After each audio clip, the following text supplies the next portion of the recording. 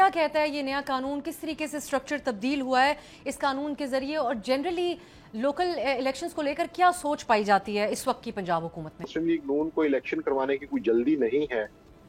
तो जब दबाव पड़ा तो उस कानून बनाया गया है, उसके अंदर बड़ी दिलचस्प चीजें मौजूद हैं कि जिनसे आप अगर हार भी रहे हैं तो आप नहीं हारेंगे और जीत आप ही का मुकद्दर होगी। हुक्मरान जमात उसको बहुत आसानी से मनूवर कर सकता है, उसमें अपने लिए आसानियां पैदा कर सकता है। जिस तरह से वार्ड सिस्टम खत्म करके 9 जो लोग हैं वो बराह रास्त मुंतखब होंगे।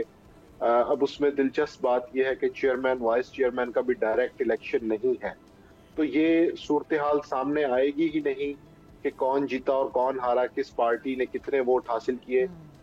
जितने भी मेंबर्स हैं वो अपनी वोटिंग की बुनियाद पर 9 तक मुंतखब हो जाएंगे। तो इसलिए इसमें कोई मुस्लिम लीग नून की हार जीत का सवाल ही पैदा नहीं होता। और उसके बाद फिर जब उसके अंदर मखसूस नशिस्तों के लोग शामिल हो जाएंगे तो वही अपने चेयरमैन और वाइस चेयरमैन का इलेक्शन करवाएंगे। तो इस वक्त अगर किसी भी अवामी मकबूलियत को खतरा दरपेश था तो निहायत महारत से और चालाकी से उसका सद्देबाब कर लिया गया है। सब्सक्राइब करें और बेल दबाएं ताकि कोई खबर रह न जाए।